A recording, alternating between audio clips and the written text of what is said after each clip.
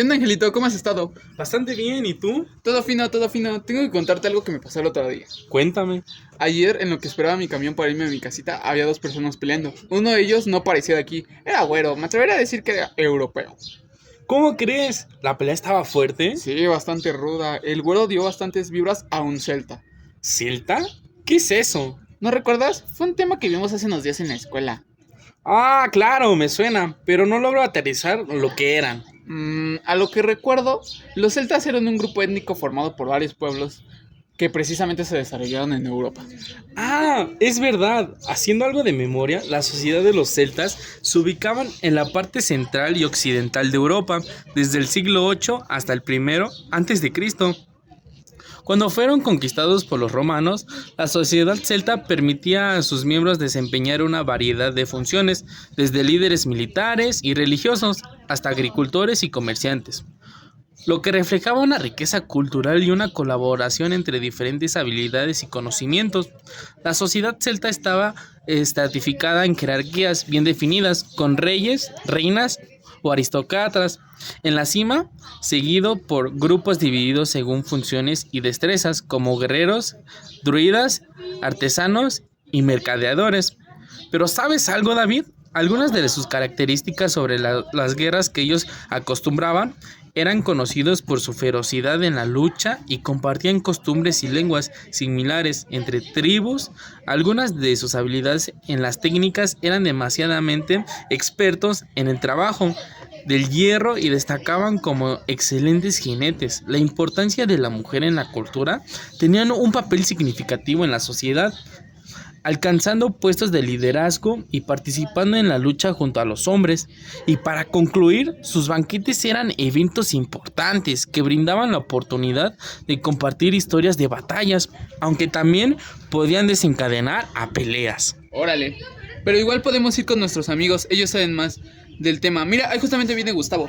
Es verdad, Gustavo, ¿recuerdas la clase de los celtas? Sí, pero ¿qué necesitan? Pues básicamente todo lo que sepas.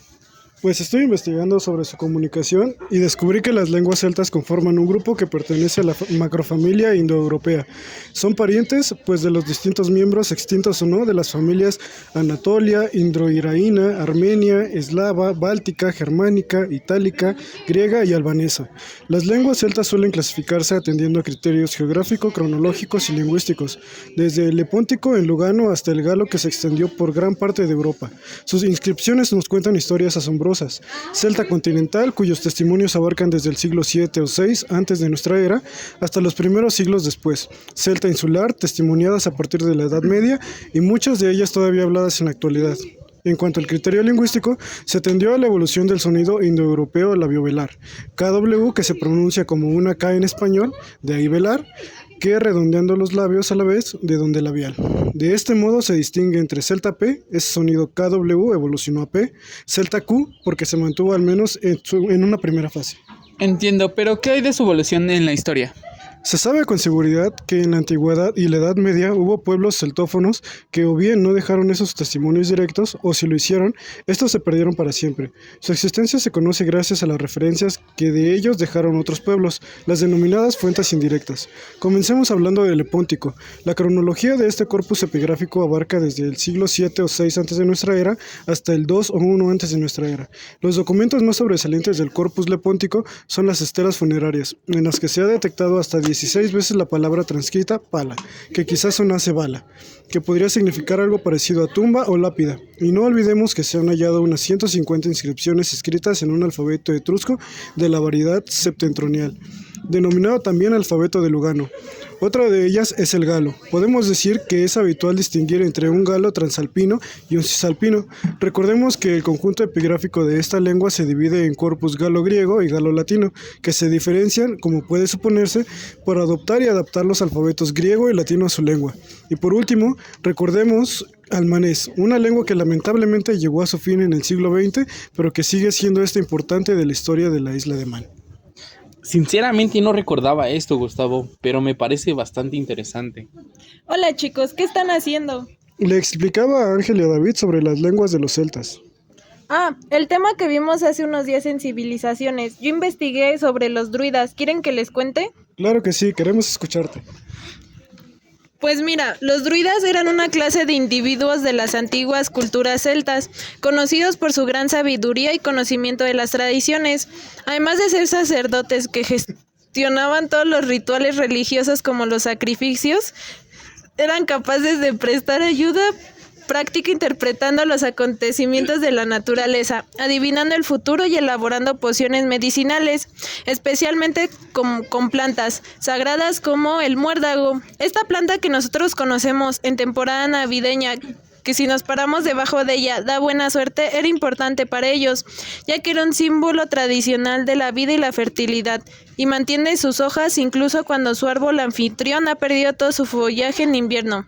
Además, los druidas eran depositarios de la historia de la comunidad, y es posible que también se les pidiera que lanzara tabúes para asegurar el cumplimiento de las normas de la sociedad que decayeron tras la persecución de los romanos en el siglo I después de Cristo.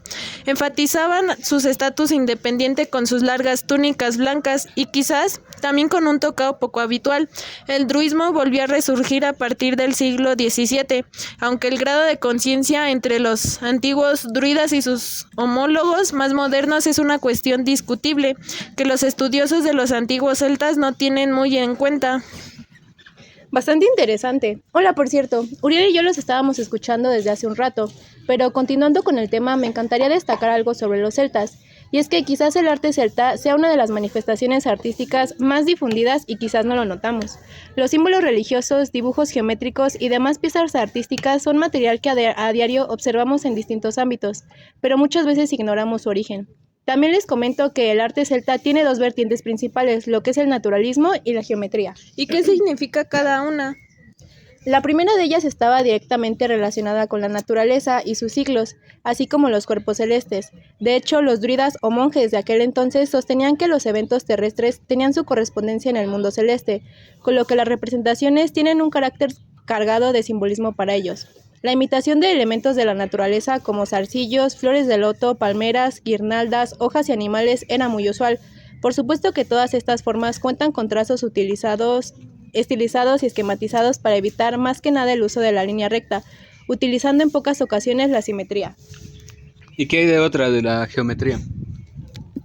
Mira, te explico un poco más a detalle, pues son líneas entrelazadas que resultan en diseños complejos y armónicos. Básicamente son dibujos enlazados, realizados con líneas constantes que corren trazando curvas, nudos y zigzags, aunque también hay que destacar y aplaudir su nivel en la orfebrería. Se han hallado collares, pendientes y los llamados torques, que son también unos collares pesados utilizados frecuentemente por los miembros notables de la sociedad, como los guerreros o druidas, y que son realizados en distintos metales. Creo que podemos notar que los celtas manifestaron su creatividad con objetos como máscaras ceremoniales, calderos o figuras votivas. ¿Figuras votivas? ¿Qué es eso? En pocas palabras, es un objeto dejado en un lugar sagrado por motivos rituales. Qué curioso, sabemos lo importante que es el arte, ya que gracias a esto podemos saber que existieron este tipo de civilizaciones ya hace muchos años, pero hay un tema que hasta la fecha sigue siendo vital en la sociedad, y adivinen cuál es. Yo sé la respuesta, la religión, que de hecho está bastante relacionada a la mitología, pero primero dinos qué sabes tú sobre la religión. Pues mira, la religión celta de la antigüedad era politeísta y se caracterizaba por la adoración de la naturaleza y una variedad de dioses. Los celtas veneraban lugares sagrados en la naturaleza como bosques, ríos, manantiales y realizaban ofrendas y hasta a veces sacrificios. Los celtas no tenían textos sagrados escritos, ya que los druidas preferían transmitir sus conocimientos oralmente, o sea, el chisme. Esto junto con la influencia de varias culturas vecinas y a la posterior romanización hace que el conocimiento sobre su religión sea incompleto pero fascinante. Además, se sabe que creían en la transmigración de almas y en la existencia de otra vida después de la muerte. Adoraban los astros y a los dioses superiores que pensaban que tenían el suficiente poder para influir en su destino. Sí, justo, a ese punto quería llegar a la mitología. Para los celtas era demasiado diversa, empezando por sus deidades. Estas personas tenían una variedad enorme de estas, porque los asociaban con diferentes aspectos como la naturaleza y la vida humana. Por ejemplo, el dios Dagda era considerado uno de los principales, ya que los celtas lo asociaban a la tierra y a la fertilidad. Se les representaba en muchas ocasiones como un hombre grande y fuerte, a menudo asociado con un caldero mágico que nunca se vaciaba. Otra diosa es la diosa Morrigan, Esta diosa estaba asociada con la guerra, la muerte y la profecía. A menudo se le representa como una mujer con sus poderes mágicos y la capacidad de cambiar de forma. Creo que también tenían una diosa relacionada a la poesía, ¿no?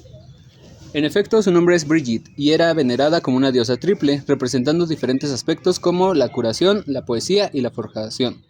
Dejando a un lado los dioses, los celtas también tenían criaturas como los dragones. Sin embargo, había una llamada el Banshee, que son espíritus femeninos que, según la leyenda, se aparecen a una persona para anunciar con sus llantos o gritos la muerte de un pariente cercano. Son consideradas hadas y mensajeras del otro mundo. Eso da algo de miedo, pero ¿hacían rituales o similares? Así es, los hacían ya que tenían una profunda conexión con la naturaleza y realizaban rituales y ceremonias para honrar a sus dioses, asegurar la fertilidad de la tierra y celebrar eventos importantes como el solsticio de verano o el equinoccio de primavera. Y podría seguir contándoles cosas, pero tenemos que ir a clases, así que nos vemos después, amigos. Ángel, ¿vienes? No creo, me la voy a saltar. Bueno. Ahí se ven, vámonos. Ahí se ven. Nos vemos. Ya cortamos.